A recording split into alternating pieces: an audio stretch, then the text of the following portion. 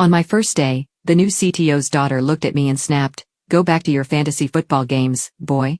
Instead, I packed up my entire patent portfolio and walked out. When their big launch failed days later, the boardroom erupted. Who sabotaged this? Go back to your fantasy football games, boy. My name is Jordan Banks.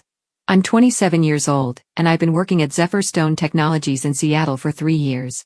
I hold 6 pending patents for the core framework that runs their entire product line. The woman who just dismissed me like I was some college dropout is Sienna Walsh, 24, fresh out of Stanford with her MBA and 0 real experience. She's also the new Chief Technology Officer's daughter. I was sitting at my workstation at 9 p.m. on a Tuesday, debugging the authentication module for our upcoming product launch. The office was empty except for the cleaning crew and me. I preferred it that way. No interruptions, no meetings about meetings, just code and coffee. Sienna walked by in her designer heels carrying a stack of papers that probably contained nothing more technical than a marketing proposal. "Still here, Jordan?" she said, stopping at my desk. "Don't you have a life outside this place?"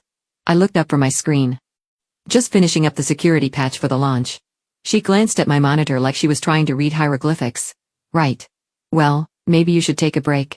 Go back to your fantasy football games, boy. Leave the real work to people who understand it." I didn't respond. I never played fantasy football. I spent my evenings writing code that kept their systems from crashing, but explaining that to someone who thought technical expertise came with a family name seemed pointless. After she walked away, I sat there for a moment, staring at the lines of code I'd written. Every algorithm, every security protocol, every efficiency improvement that made their platform competitive had come from my mind and my hands. The patents I'd filed were still pending, which meant they were mine until the legal paperwork transferred ownership to the company. That process typically took 6 months. We were only 3 months in. I saved my work and packed up my laptop. As I walked to the elevator, I noticed the conference room lights were on. Through the glass, I could see Sienna presenting something to her mother, the new CTO, Margaret Walsh. They were laughing about something, probably another way to streamline the development team. Margaret had been in the job for 2 weeks and was already talking about fresh perspectives and new leadership approaches. The elevator doors closed, and I realized something had shifted in my chest. Not anger exactly, more like clarity. I'd been carrying this company's technical backbone for years while watching less capable people get promoted around me. Now I was being treated like hired help by someone who couldn't debug a simple loop. I drove home through the Seattle rain thinking about what tomorrow might bring. I joined Zephyrstone right out of college when it was still a 40-person startup working out of a converted warehouse in Georgetown. Back then, the original founder, David Keller, would sit with us during late-night coding sessions, ordering pizza and talking through complex architectural problems. He understood the technology because he'd built the first version himself. David stepped down as CEO 6 months ago to focus on his health, pancreatic cancer stage 3.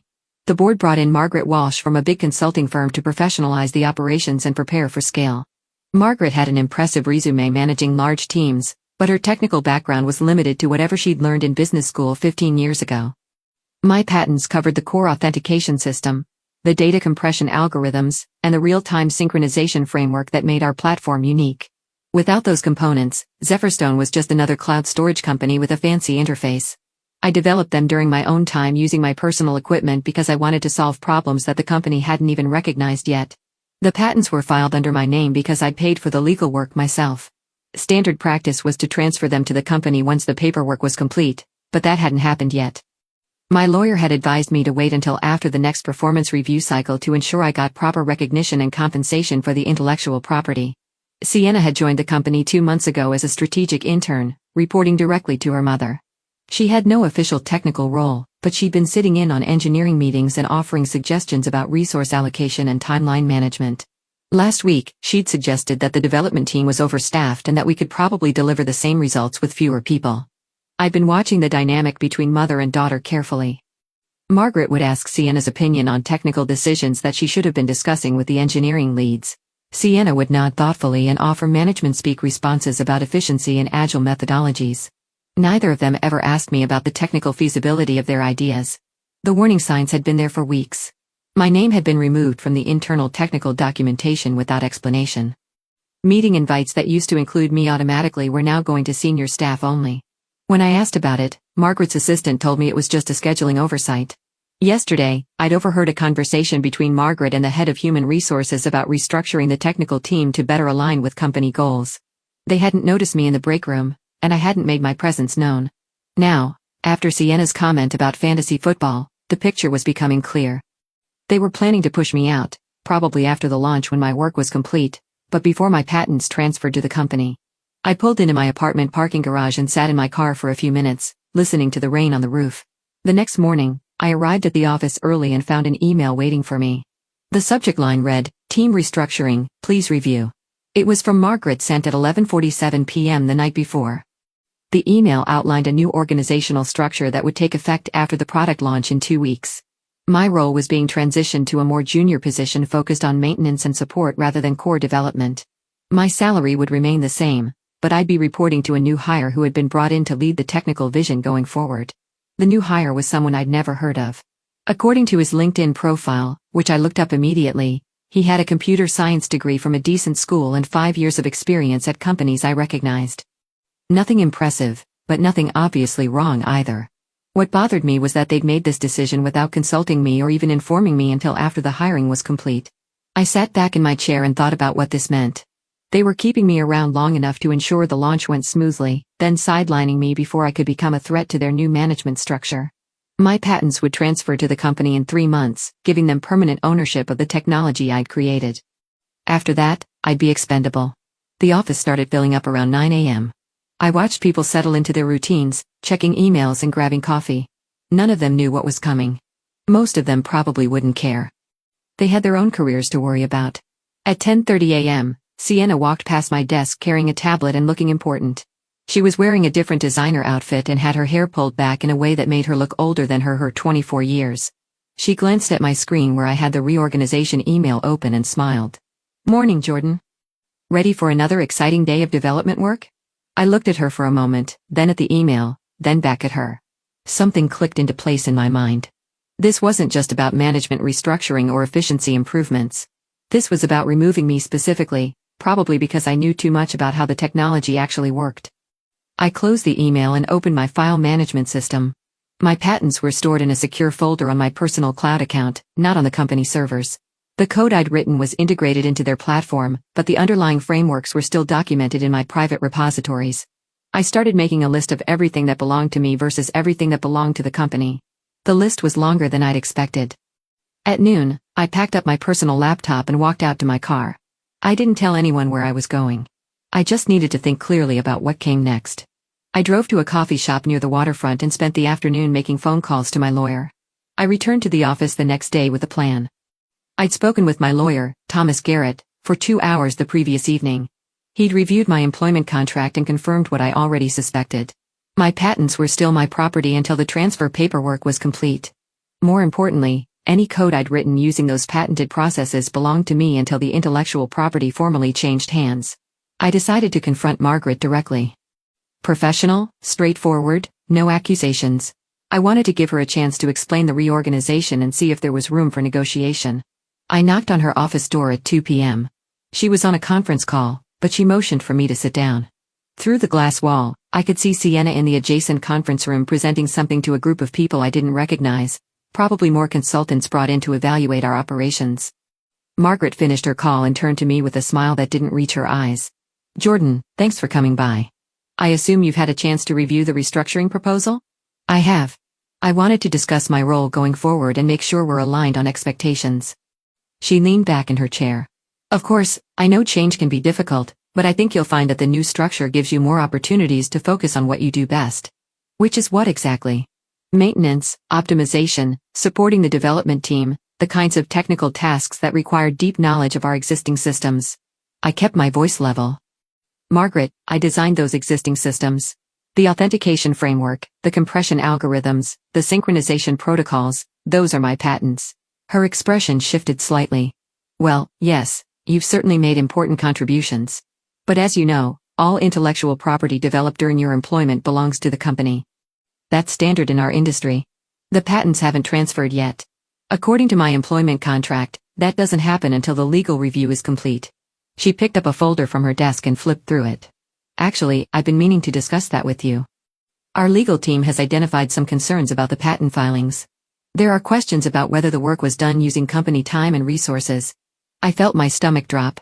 I filed those patents using my own equipment on my own time. I have documentation to prove it.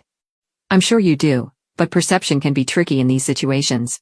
The board is concerned about potential liability issues if we move forward with the transfer as originally planned. This was a trap. They were going to claim that my patents belong to the company regardless of the legal documentation, then tie me up in litigation that I couldn't afford to fight.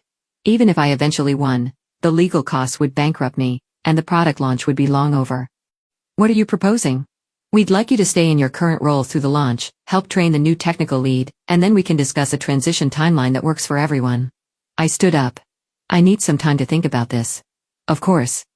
But Jordan, I hope you understand that this is really the best outcome for everyone involved.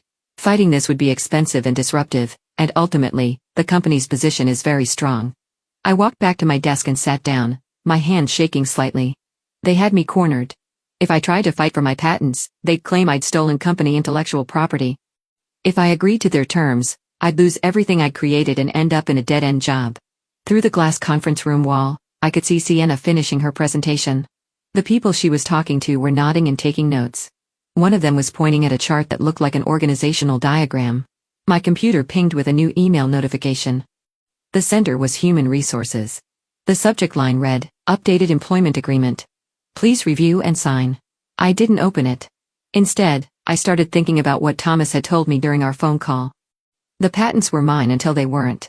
The code was mine until it wasn't. But what if I removed my code from their systems before they could claim it? That would be sabotage legally speaking. But what if I simply declined to renew the licensing agreement I'd never formally signed? I opened my personal cloud storage and began reviewing the documentation for my patents. That evening, I stayed late again, but this time, I wasn't debugging code.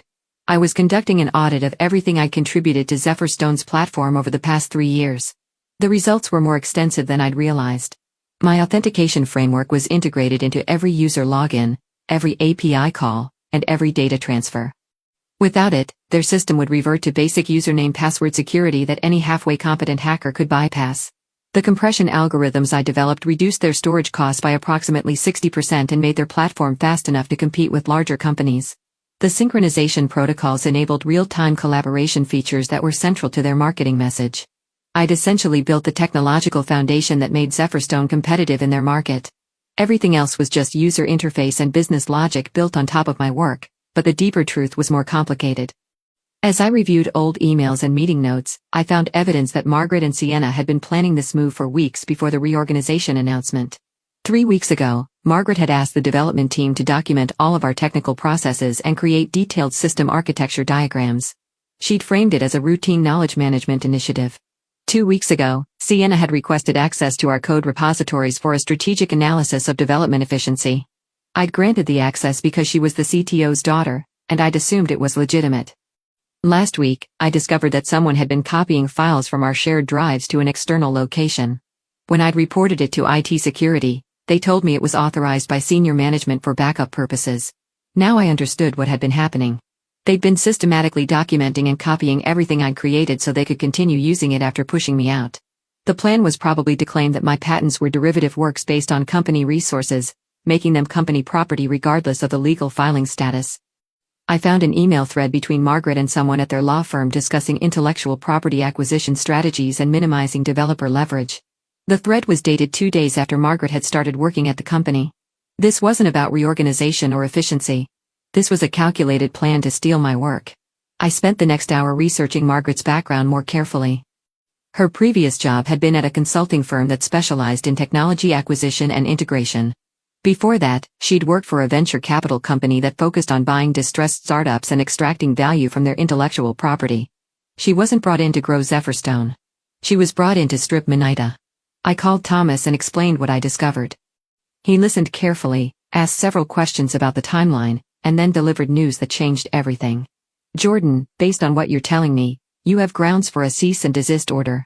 Your patents are still your property, and if they're using your technology without a formal licensing agreement, that's patent infringement. But I'm employed by them. Doesn't that create an implied license? Not necessarily. Employment contracts typically cover future inventions, but your patents predate the specific language in your current contract. There's a gap in their legal coverage. I felt something shift in my chest. Not anger this time, but clarity mixed with a cold determination. What would happen if I revoke their access to my technology? Legally, you have that right. Practically, it would probably crash their systems until they could develop alternative solutions. I looked around the empty office, thinking about Sienna's dismissive comment about fantasy football and Margaret's patronizing smile during our meeting. How quickly could you draft the cease and desist order? I can have it ready by tomorrow morning. I made my decision. Do it. The next morning, I arrived at the office early and began implementing what Thomas and I had discussed. The cease and desist order would be delivered to Margaret at 10 a.m., giving me a narrow window to prepare for the consequences. My first step was to change all the passwords and access credentials for my personal cloud storage systems. Zephyrstone's platform was designed to authenticate against my proprietary security framework, but the framework itself was hosted on servers I controlled, not on company infrastructure.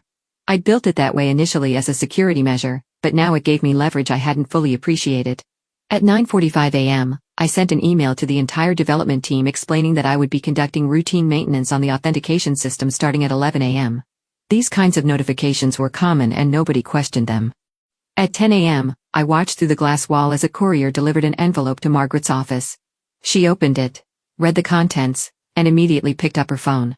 Within minutes, Sienna was in her office and they were both staring at the legal document. At 10:30 a.m., Margaret's assistant called my extension and asked me to come to the conference room immediately. I declined, explaining that I was preparing for the scheduled maintenance window and couldn't be interrupted. At 11 a.m., I remotely disabled the authentication framework that connected Zephyrstone's platform to my patented security system. The effect was immediate and comprehensive. Every user login attempt failed. Every API call returned an authentication error. Every real-time collaboration session dropped connection. Within 15 minutes, the customer support phone lines were overwhelmed with complaints. The platform status page showed red alerts across all services. The development team was scrambling to understand what had gone wrong. My phone started ringing. I didn't answer it. At 11:30 a.m., Margaret stormed out of her office and walked directly to my desk. Her face was red and her hands were shaking. "Jordan, what the hell have you done?" I looked up from my laptop where I was calmly reviewing system logs. "I'm exercising my legal rights as specified in the cease and desist order. My technology is no longer available for unauthorized use. This is sabotage. You're destroying the company. I'm protecting my intellectual property. There's a difference." Sienna appeared next to her mother looking panicked. "Can't you just turn it back on? We can work this out." I met her eyes directly. "You told me to go back to my fantasy football games. I'm taking your advice. I'm no longer participating in the technical operations of this company." Margaret was on her phone, probably talking to their lawyers. Other employees were gathering around my desk, trying to understand what was happening. The platform had been down for 45 minutes, and their biggest clients were starting to make angry phone calls. At noon, I packed up my personal laptop and headed for the elevator. The office was in chaos. Developers were running between workstations trying to implement emergency fixes that wouldn't work because they didn't understand the underlying architecture. Margaret was in heated conversation with someone on speakerphone who was probably from the board of directors. As the elevator doors closed, I could hear Sienna shouting at one of the senior developers. "What do you mean you can't access the authentication system? Just bypass it." The developer's response was exactly what I'd expected. "We can't bypass it. The entire platform is built on Jordan's framework. Without it, we have nothing." I drove home and spent the afternoon fielding phone calls from reporters who had somehow gotten word that Zephyrstone was experiencing major technical difficulties during their pre-launch testing period. The next few days were going to be very interesting. The product launch was scheduled for Thursday morning at 9 a.m. Pacific time. Margaret had spent the previous 3 days assembling an emergency team of contractors and consultants to rebuild the authentication system without my patented technology. According to my contacts still inside the company, they'd been working around the clock, spending over $200,000 on emergency consulting fees.